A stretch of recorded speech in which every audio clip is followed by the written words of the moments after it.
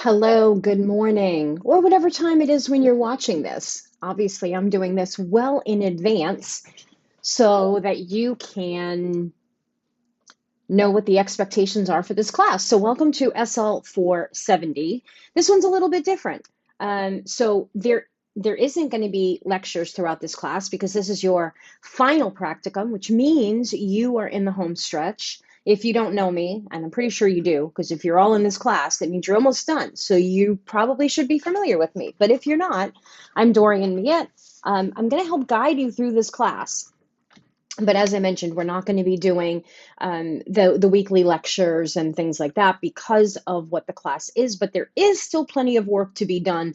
So I'm creating this video so that you're off to a good start, know exactly what you need to do so that you can finish the class successfully and get that diploma in your hot little hands. So the the purpose of this class obviously is for you to do your practicum hours. There's specific guidelines that are from the university as well as the program, and I'm just sort of guiding you through that. So it's really important that you hit all of those goals so that you can successfully complete the program. Because regardless of what grade you get in the class, you can't finish the program without these hours. So super important. So I'm going to go through the syllabus today and give you an idea of sort of what we're doing.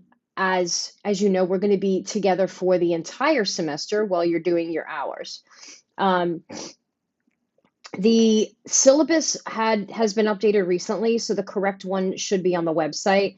Feel free to download it if you don't already have it, but I will be sending it to everyone via email as well, so you should have it either way. If you want to know more about me, you can click on my LinkedIn profile. You can also meet with me by appointment. I use a Calendly link, so you're welcome to just click that. And you don't need to ask me in advance. If you want time with me, you can just grab a time on my calendar and I can meet with you whenever is available. If none of the times work for you, email me and say, hey, I need a few minutes, got a question, whatever it is, and then we can schedule a time, and I'm happy to do that too. Whoop. Oh, it's giving me 2 pages. I don't like that. Anyway, okay. So you do have some preliminary practicum that you have to get under your belt before you can take this course. If there's any course conflicts or you don't believe that you should be in this class, please let me know or reach out to Dr. Ovia to make sure that you are where you're supposed to be and that this is at the right point in your program. So just throwing that out there. Okay, so we're basically going to be doing a couple of things every week. So first and foremost, you are going to be doing a practicum. So if you don't already have a site, you need to be working on it ASAP.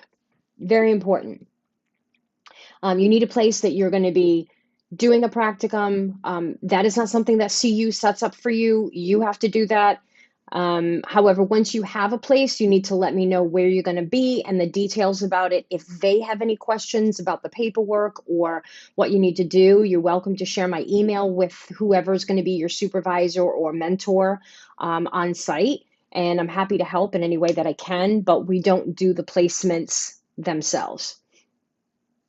And obviously, in the interest of time, it's really important that you have a place pretty quickly at the beginning of the semester because you need to be able to get all of those hours in order to graduate. So if you don't get a place until, we're several weeks in, a couple weeks shouldn't be too much of a big deal, but any more than that, and it could be an issue whether or not you'll be able to get all those hours in. So that should be like the top priority for the class is securing a site.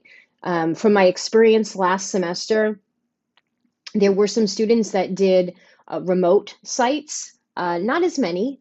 Most people were looking in their local area and found some really great placements, and a lot of places in the community were really fabulous. We are going to use a textbook in this class. It's by Townsend and Cloud called Boundaries, and it's a really great. So I think the discussions week to week are going to be a really great support for where you're going next, which is you're graduating, you're going to be working in the field. And we've talked I know I've mentioned it in my class, I'm sure other professors have mentioned that, one of the hardest things about working in this field is having a sense of who you are as a professional and knowing what your boundaries are. So, this really digs deeper into who you are as a person and who you are as a professional in this field, and challenges you to have a deeper understanding of your relationship with yourself as a professional, and then the other relationships that you have in your life and how that ties to you as a professional. So, it's a really good introspection and sets you on the right foot for really having a healthy relationship in work, outside of work, with people in your family. I think the Boundaries book is really great. There's a lot of really great applicable Bible readings that go along with the book that are a wonderful partner, and you can tell that the authors are coming from that mindset as well. And I think that you'll appreciate it. We had some really great discussions last semester when I taught this class, and I really enjoyed using the book, and that's why I'm choosing to use it again. This is actually a book that Dr. Zimmerman had already used when she was teaching this class before that, and I just really like it. So let's skip ahead to the course schedule. So for each week, you're going to do a chapter or chapters in the book, and then I'm giving you a prompt. Everything's going to be in the discussion forums for the most part. So you're going to be reading the chapters and then responding to the discussion prompt about that, and just give me your thoughts or whatever. You're going to be graded on that. You'll be graded on your weekly notes. You're also going to have to submit your fieldwork log. So you have to document your hours in your practicum from the very first day of the class. There is a form. It's already, again, everything's in the discussion forums. And there's a section that I set up just for documentation of your practicum as well as your project and everything. So look for those sections. So there's an interactive form that you can use, and every week you should be updating your fieldwork log for the hours that you're doing so that you can keep track. I will, be checking them once in a while, obviously to grade you, but also to see that you're making timely progress and getting your hours in. If for some reason you skip a fieldwork log or you're not in a placement yet, don't have any hours, I still want you to submit your fieldwork log. Even if that number is 0, you're still going to be tracking. That way I know that you didn't get any hours, but you didn't just like forget to submit the assignment. So still put 0 if you're not in a placement yet. But this is more applicable for the first couple weeks because some of you won't be getting hours until everything's formalized. I'm not going to subtract points for the assignment as long as you submit it, even if the hours are 0, and just give me some sort of commentary or a comment in the LMS as to why the number is 0 or what you're working towards, because that's the most important thing.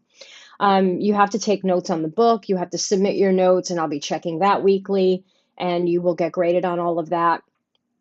And then, of course, your well thought out discussion post as well as interaction with your peers in the discussion forums. I try to jump in as much as I can as well, but really enjoy reading your posts and your thoughts.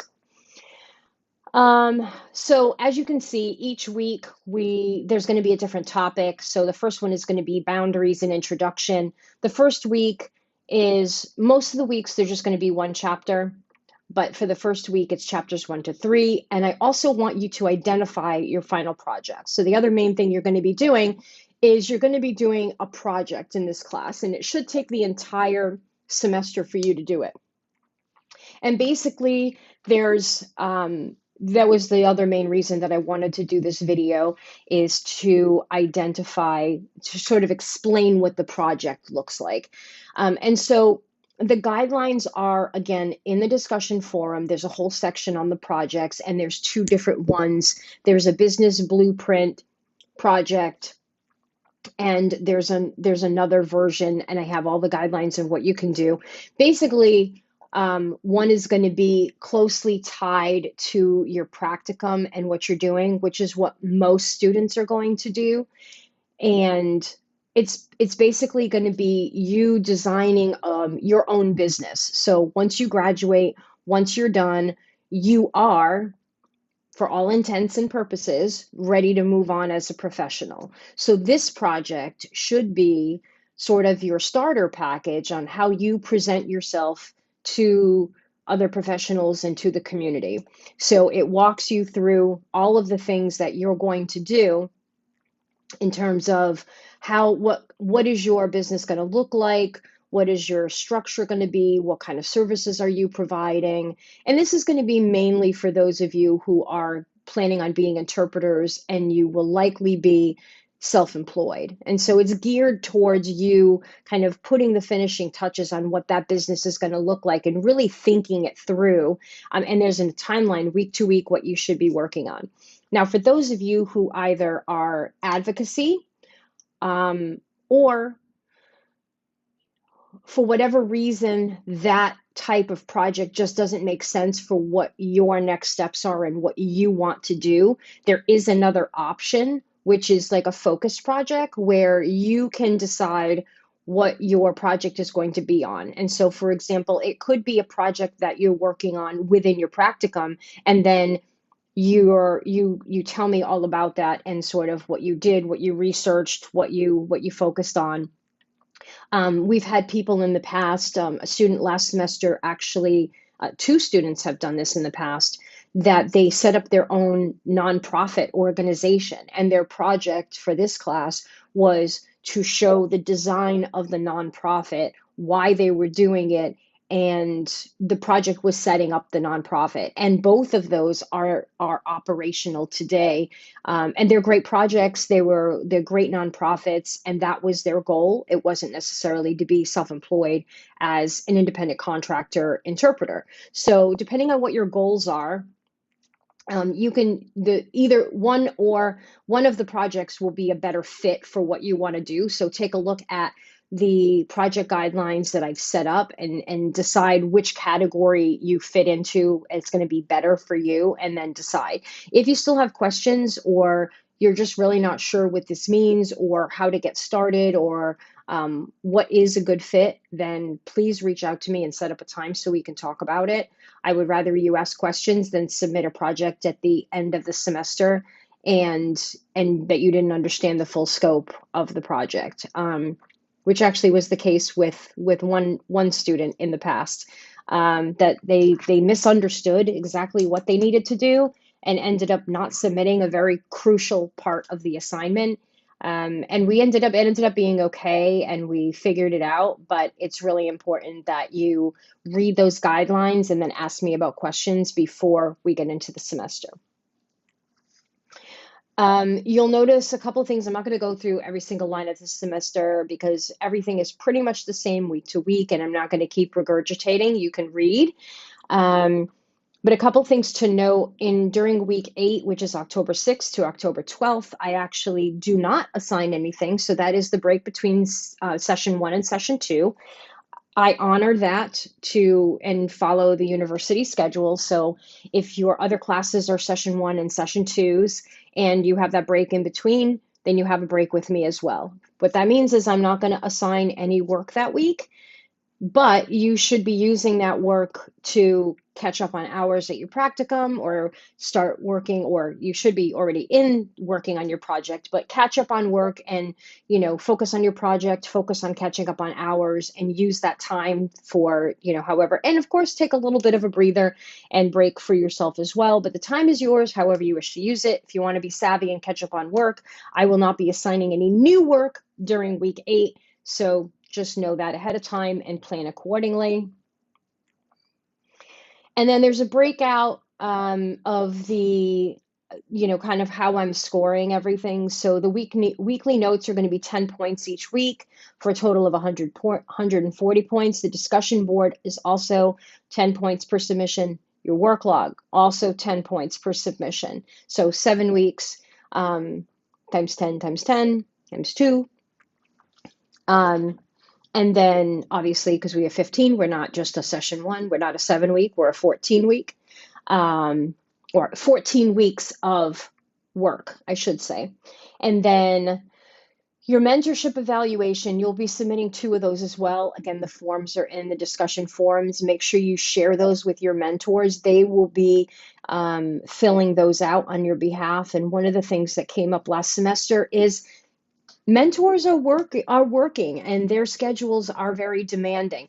Don't wait until the week that it's due to ask your mentors to fill this out on your behalf, because then your submission is going to be late.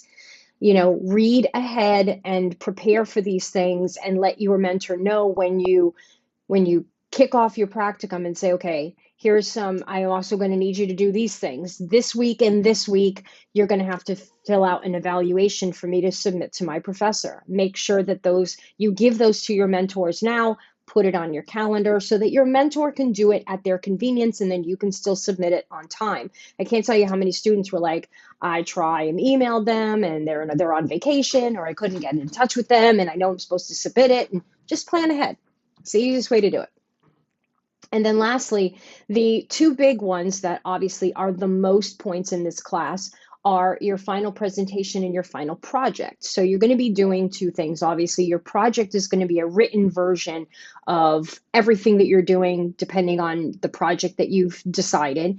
And then your presentation is going to be an oral presentation of that. So obviously for this class, because we're asynchronous, you're going to be recording yourself doing a class presentation like you would any other classroom presentation. And there's guidelines for that as well.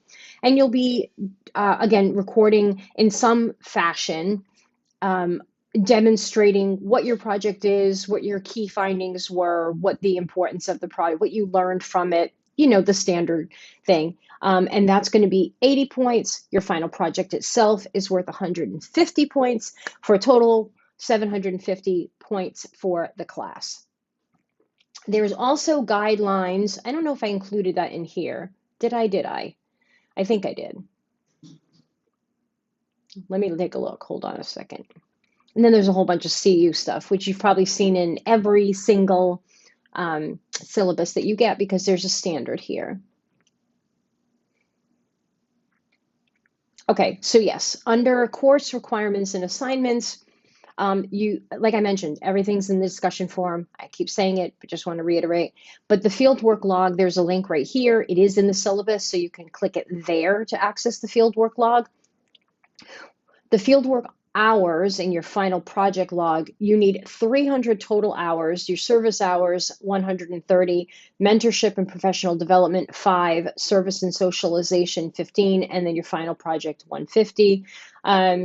So I want you to keep track of the work that you're doing and your fieldwork log, because that's your service hours are really critical. You want to make sure that you're getting enough of those in there, especially if you're in an organization where they're like, oh, we can only give you 5 hours a week or whatever. So again, do some simple math as you're reaching out to these places and find out what their availability is. And you also want to be able to have as much experience as possible. So, don't be afraid to ask them questions about the type of work that they want you to do and what types of experiences you want to have before you graduate.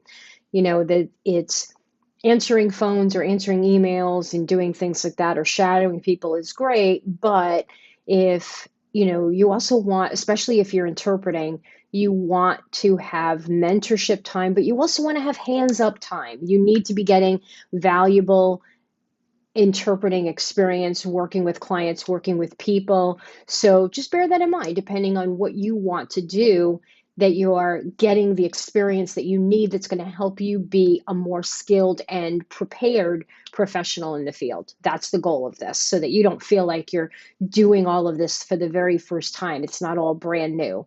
It shouldn't be brand new. Your practicum should be providing you with information and guidance and experience so that you feel like you are prepared as you go into the next step of whatever your journey is. So if you have any questions, please feel free to let me know. Like I said, everything is spelled out in here, so take some time with the syllabus and really read it. And then if you have any questions whatsoever, happy to meet with you or answer any of your emails.